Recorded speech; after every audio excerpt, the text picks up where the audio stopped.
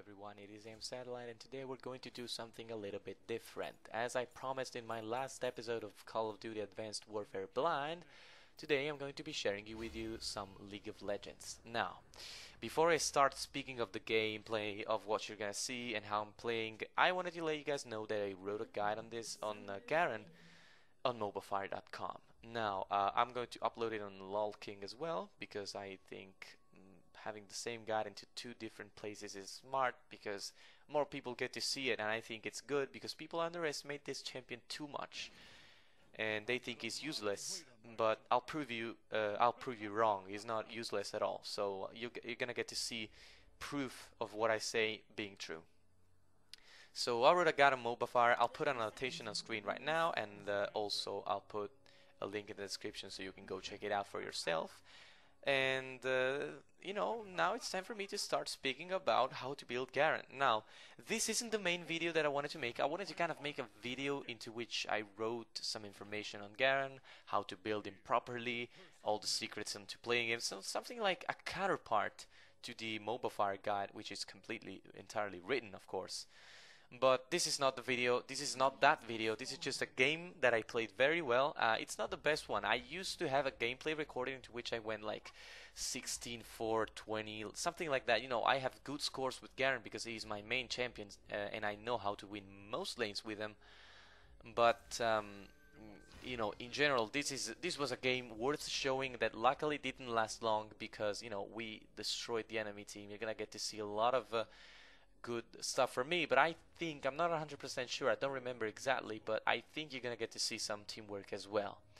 So yeah, let's get into the main part of this video. Now, what I wanted to talk about is why Garen is so powerful, and why people are wrong into saying that he's not powerful and that he's not useful late game, because people say he's a good bully top lane, but you know, he's gonna lose the game overall. It's not gonna be good for his teammates, because you know, he's not the kind of champion that can carry a game.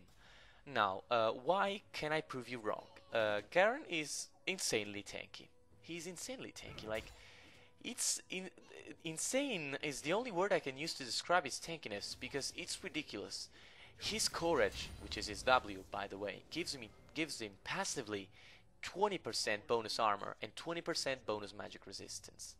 Now, to put this in perspective, 20% bonus armor is what you get from Malphite's bonus armor ability. Except it's something that you have constantly. Like, Garen has that constantly. From the moment you unlock Courage to the moment you lose the game or win the game, to the moment the game ends, you'll still have that bonus. And that makes you tankier than many tanks, in fact. Like, think about it. If you buy a chainmail armor and then Malphite buys the same armor, how are you gonna be tankier than him? Because you have 20% more. Like, instead of getting the flat 40 bonus armor, you're gonna get a lot more, and that's amazing in my opinion. Now, let's get more into the kind of lane. Now, as you can see, this lane is terrible. I am playing against Gnar, and Gnar is a ranged champion, and ranged champions are just terrible for Garen, because Garen deals a lot more damage, and Garen is a melee and can only damage his opponents if he gets in their faces, which means that a ranged champion like Gnar, who has an escape because he can just, you know, jump all the way back to the beginning of the top lane, you know, this makes lanes like these terribly hard to both farm, to both trade and also farm. Like, as you can see, I was trying to farm and dodge his boomerangs because he was playing fairly aggressively, fairly pushing. And my jungler, you're gonna see that my jungler, I think he doesn't gank me even once, because I'm going to dominate this lane. Now, that was the moment into which I wanted to kill him, but I saw that he jumped to the right, doing something that I didn't expect, because you would usually expect the enemy Gnar to jump to the left, but I see his health is still low, so I decided to get the first blood and make him waste his flash. And you know, that's the first blood, by the way. Pretty good. And Tesset, my friend, wrote me GG nice, because I told him, I don't know if you saw that, but the first thing I did when the game started was like, I have a new strategy for ranged lanes, and I'm going to put it to work here. I think I'm going to play much better than I used to do last time I've played against Gnar. And this is the case, of course, as you can see, because I got first blood and you're gonna see me dominating in general by making use of all of the advantages Garen gets, especially now that pre-season 5 is on and new items are in. Like, items have different recipes and they are much better, much more, I think, gold efficient and generally easier to build on champions like Garen. So you're gonna see some of that too. Now, let's start speaking of itemization. Many people build attack damage on Garen. Like, they will start building the black lever from now on, focus on the brutalizer, which by the way I could buy now, I have the money, but I'm not gonna buy that.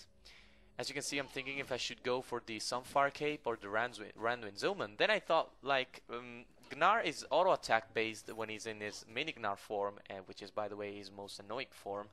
So I was like, alright, you know what, let's just get Warden's Mail. If I slow him down, I'm gonna have an advantage, and that's always nice. Right here, I'm waiting for a health potion, because, you know, it's always good to have at least one pot in lane when you're facing a ranged lane. But yeah, so itemization. In this case, you saw me start with boots. The reason why is that from level 4 on, your kill potential becomes real on pretty much every squishy champion like Gnar, and Gnar is not as squishy as he seems, especially because this Gnar had, if I'm not mistaken, he had some tanky masteries, so, you know, he did have some resistance. He wasn't so squishy. But say Teemo, say you had to fight Teemo, you can win that lane with boots because you get to get close to him, and if a Teemo sees that you're destroying him, he's gonna flash. And then the next time you'll pay attention, but you have your own flash in that case. So in general, starting with boots is the best idea because you get more sustain thanks to the health bots, and you get more mobility, which is very good, as you can see right here, for reaching your target before he can escape. So, you know, there's that. And I think so as you can see, this is a particular kind of start. I generally start defensively, like usually you fight against AD based top laners. Most of them deal attack physical damage, so yeah, and that's the reason why I usually start with the cloth armor. Now, why do I start with the cloth armor? That's very simple actually. Garen's passive armor and magic resistance bonus is amazing. It is amazing both when you build armor and also thanks to the bonus armor and magic resistance you get by thanks to runes and masteries. Like, if you stack this up with this bonus from his courage passive, you know, that's a huge advantage. You won't believe how huge the advantage is, and you know, that's pretty amazing. So yeah, it's a huge advantage. Now, many people tell me, well, Garen scales from his attack damage a lot too, so why not focusing on that? The answer is fairly simple. Attack damage does make you a lot dangerous, but it doesn't make you as useful. Like, you can, when you're tanky, you're gonna win trades because you're gonna deal more damage than you receive. Sure, you're gonna need more trades in order to get into the kind of situation to which you see the kill spot.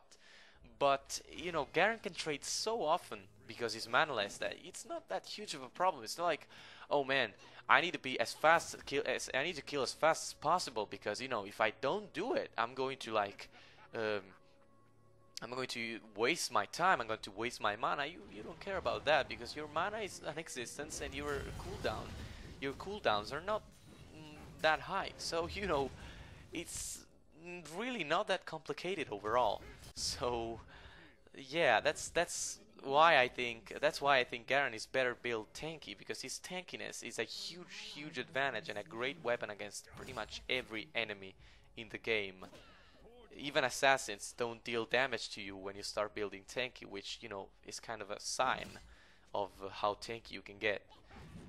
So, you know, I'd say if you want to play Garen, well, don't focus on AD, focus on tankiness, because your main advantage is going to be tankiness.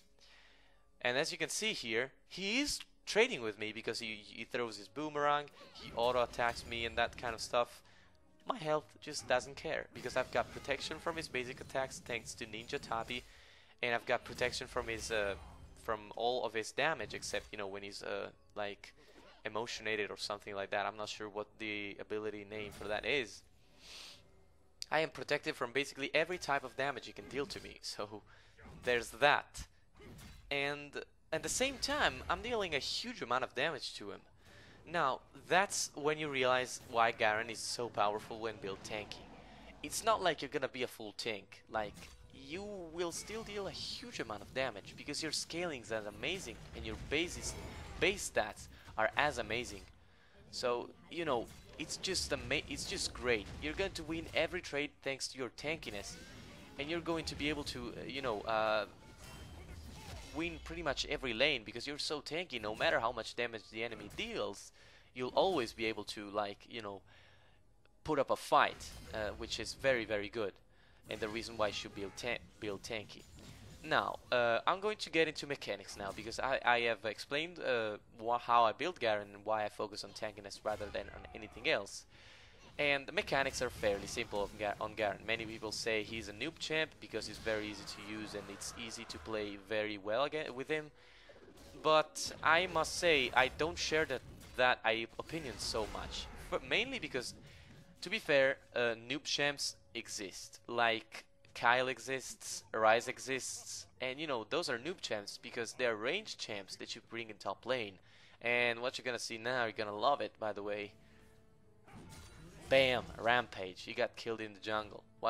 It was very, very dumb. Like, just recall if you can take the hits.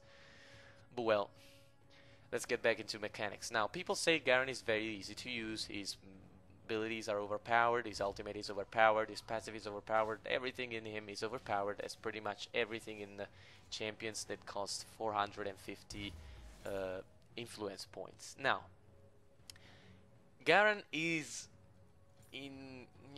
there's no way you can doubt that Garen is kind of not entirely balanced because he's so tanky and it deals so much damage that, you know, it's almost it's amazing. You can see that I'm building tanky now. At 12 minutes in, and that's usually not the real moment when I start building AD because, you know, as you could see, I had you know, I got 3 kills. I was very, very fat in this part of the game, so, you know, I had an advantage. And in general, you won't get to build a brutalizer so quickly. But even without damage items, I destroyed Gnar, and Gnar is not squishy, guys. He's not as, I mean, he is squishy, but he's not as squishy as other really squishy champions like Riven or Fiora. Fiora is squishy, man. She's so freaking squishy. Or who else is squishy? Vayne. Vayne is also very squishy. Teemo is very squishy. You know, he's not as squishy as those champions, so he is dangerous to a certain extent. And, you know, it's just, you want to consider that when you watch this gameplay. And yet, I still destroy him. And as you can see right now, I'm going to even ignore my decisive strike and completely burst him down like if I were an assassin. Look at that. It was amazing. I basically bursted him down like if I were an assassin, but I'm not an assassin, and I'm not building like an assassin because I just have 1 damage item. And you're gonna see this gameplay, I only will have 1 single damage item. That's gonna be the Black Cleaver, and as of right now it's just a brutalizer. So, like, what else do I have to say? His damage is high, his stats are good, and his scalings are amazing. So he's a very good champion. He's just overall a very good champion. And that's why he's unbalanced. The problem is, many people say he's unfair, you know, he's too easy to play. My answer to them is, Garen needs to get in your face to win the 1v1. And he has to be in your face for the whole duration of the trade / fight / you know, kill. To all the people who think it's easy to do that, you guys are wrong because, you know, to get in your face, I'm supposed to have an engage. Garen has none. He doesn't have an engage. His decisive strike is good, gives him a very good speed boost, gives him a very good overall advantage, help, whatever you want to say it. But you know, it's not like you're gonna get free kills like that. It's not just, that's not gonna happen because you need to get in the face of your enemies, and it's very often not gonna happen because people will concentrate their crowd controls on you when they see you're moving in. But you do have counters for that. Now, many people think the trick to play Garen is use Decisive Strike, then Judgment, then Courage as you fight, and then you ult your enemy and he dies. Well, that's your main combo. I'm not gonna lie, that's indeed your main combo, but it's not like the only way you have to play him. Like, your enemy in lane one day will get smart. Like, if an enemy who has a good CC sees you activating your Decisive Strike, he will use his CC on you as you move forth to kill him. Bam, that's another kill, by the way. He could Gunnar by this time he could do just nothing but watch me destroy him. So yeah. So when they realize that your combo starts with Decisive Strike, they're just gonna wait for you to activate it, and then they're going to use their crowd controls on you. And you know, that way you won't be able to deal the damage necessary to kill them. Or maybe sometimes you'll even not get to them. It happens to me sometimes that, you know, you die before you even get to them. So, you know, it's not like you go and it's an insta-kill. You need to get to them. But you can help yourself by using tactics. Now, in laning phase, one other combo that I use very often is my EQW combo. Now, many people consider this combo to be, and as you can see, I got an assist right there. Many people consider my combo, consider that this combo is wrong, because if you start with your Judgment, you're gonna lose your speed. But since your speed bonus from Decisive Strike will stack up with the movement debuff you get from Judgment, you'll end up with a movement speed buff, because Judgment gives you less, like minus 20% armor and magic resistance, minus 20% movement speed while ignoring unit collision, and your Decisive Strike gives you 35% more speed. Let me calculate. This means at the end of the day you're gonna get 15% more speed, which is amazing. It's just amazing. So if your enemy has CCs and he uses them smartly, because he knows you're usually engaged with your Decisive Strike, you know, screw him up with counter tactics and like focus on using your Judgment first and then your Decisive Strike. Once you finish spinning, they're never going to expect your silence. It's gonna be a huge surprise for them. So you know, you're gonna have a great advantage.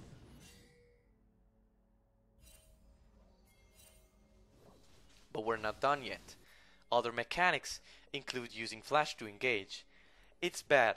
I'm not gonna lie, it's very bad when you use flash to engage and you either fail to engage or you just end up like that you know, you could use your flash to engage and then you're gonna need it to escape but won't be able to do it because, you know, you've already used it. And that's pretty sad because, you know, it's a bad situation to be in, and you know, it's sad. It's just sad, and it happens.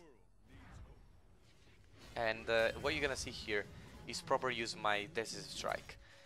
Now, when you silence someone and they've channeled an ability, you know, you're gonna stop that ability no matter how if it's channeled or not. Why? It's simple, because you know, the enemy, that's how silence works in this game. They told me to focus Ari, but she was getting too far. So I decided to focus Leona instead, and I'll fail. You're gonna see me fail here. Like that.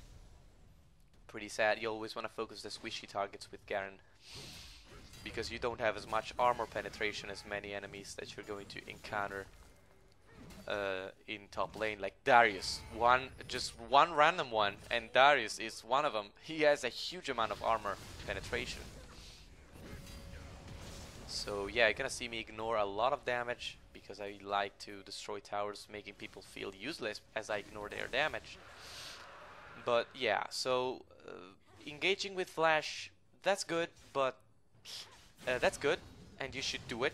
like, you should do it. I did it in this part of the game. You saw me do it, and it's not a bad idea. It's actually a good idea. But you also want to know when it's not good to do it. Like, if you see the situation is a not safe kill, don't use flash. Only flash in when you're 100% sure that you're gonna get the kill. Only do it if you're gonna get a kill 100%. That's the only moment into which you really want to like focus on the engage. Otherwise, your decisive strike is a good meat to engage even if you don't have flash. There's just one single problem, and as you can see, I just got very, very lucky there because Leona was gonna grab me. But in general, the way you should play Garen in team fights, as you can see, laning phase is fairly simple. You just do your combo very often and trade as much as you can, while though keeping in mind that you don't want to push your lane too much, or you're gonna get you're going to get easy to gank, and you don't want that. So that's laning phase. But you also have team fights. What to do in team fights? Well, in team fights, what you should do is focus the squishy enemies. Now, it's not like if an enemy Teemo is on, you're gonna focus him. Don't do it, because killing a Teemo does not change the team fight. Teemo's almost useless, at least in my opinion, in a team fight. Maybe someone will prove me wrong, just as I'm trying to do right here. But you know, as of right now, that's what I think. So there's that. You need to focus. You need to focus the most dangerous targets. And for instance, a dangerous target is the enemy AD carry. Another dangerous target is the enemy AP carry. And you've got to focus them. In general, I would recommend you focus the AP carry because your silence and its length are a huge counter to pretty much every single AP carry in the game. Like, if you silence an AP carry, it's gonna become useless because their abilities are the only way they can kill your friends. So there's that. Your main objective. So your main objective in a team fight is to kill the enemy AD carry or AP carry. That's going to make your team have a huge advantage, because you will still be alive and you will sustain the damage. First up, because you're a tank. Second up, because your passive will give you your health back very quickly. And then, not only that, you're also going to be able to, you know, watch and play the following 4v5. And this Ari just was so dumb. She knew I had. I think she knew I had Ignite, and she still engaged me. And as you can see, I'm going to fail here because I lagged. That's pretty sad, but you know, it happens. So there's nothing I could do about it in that moment. And as you can see, I just bought 3 items, completed my Black Cleaver, completed my Omen, and got to buy another item that builds towards the Spirit Visage. As I said, this is not the main video for my guide. This is just a gameplay to which I'm going to say every time something happens. I'm going to tell you, I tell you, this is a mechanic I use. This is a mechanic I usually don't use. That, and you know, you get the point. But yeah, as you can see by now, I'm very, very fed. It's not like you're gonna play every single game with Garen like this, but I can assure you, you're gonna have a lot of satisfaction because Garen is pretty darn powerful if used well. And I promise you're gonna have fun if you follow my guide, because you know, it's all about building tanky and focusing the right enemies into team fights. In a team fight, you're going to be the leader, someone who gets your team rid of the annoying AP carry, the annoying AD carry, and you know, it seems like you're not carrying, but the fact that you get one target while being focused by basically every sort of crowd control is still pretty good. Now, as you can see, I'm gonna tank the tower and destroy it. It's very, very hard to do something like that now that the new towers exist. But you're gonna see that I do it, and that I also end up, I think I'm going to get a kill as well on this Rengar, because he doesn't have a full health bar. So I was like, wait a minute, oh yes, give me the double buff. So I started spinning and I destroyed him. He was dumb, because you never engage a Garen with a less than 75% health. Chances are he's gonna burst you. A friend of mine told me run, and I was like, why running? I don't need to run. I regenerated some of my health and got a kill. That's how it works. It's really all about it. By now I am 9-1-3. Not many assists because my team playing was not the best, but many kills and a definitely good amount of farm. So, you know, that's just the main point. And as you can see now, my passive goes level 3, and look at my health. I'm just regenerating all of my health instantly, and I'm just able to push my lane forever, basically.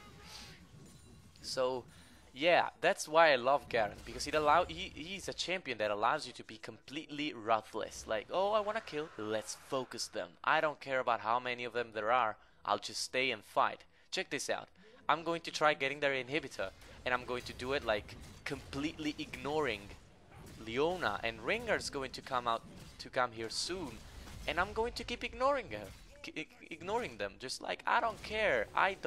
He ults me, and I still deal damage to him, and look how tanky I am. Like, look at this. This is just an example of your late game as Garen. So yeah, I think I would recommend everyone to try Garen, and they surrender now, to try Garen and play Garen like this. You will not regret it. It's very, very funny, I promise. My guide will give you everything you need in order to play the way I played in this game, and even better, because people can adapt guides to their own playstyle, and it's not like you need to play exactly like I'm playing. So yeah, as you can see, we took the win. This is a good example of someone using Garen in a decent way. Sure, it was an easy lane because the enemy Gnar was not the smartest, but you know, still he was arranged, and I've managed to come to, you know, kind of overwhelm him anyway. Sure, it ended up being a 4v5 because the enemy Gnar went AFK. It wasn't overall a huge gameplay, but it was a good one, and you got to see the mechanics used well. A fed Garen becomes what you saw in this video, and it can happen every time you want, because all you have to do is use your abilities and your items in a good way. A well itemized Garen will always prevail in a laning phase. Always, always, always against any enemy, no matter how much damage they deal, how tanky they are. Garen is versatile in this. You can counter build every enemy. Check my guide out. It still needs to be updated. Some more lane matchups need to be added, and you know, I will keep on working on it. By now, it's already complete enough for you to start playing a very, very good Garen. So please check it out and leave me feedback on this video. Next episode of Call of Duty Advanced Warfare Blind will be up soon as well. See you next time.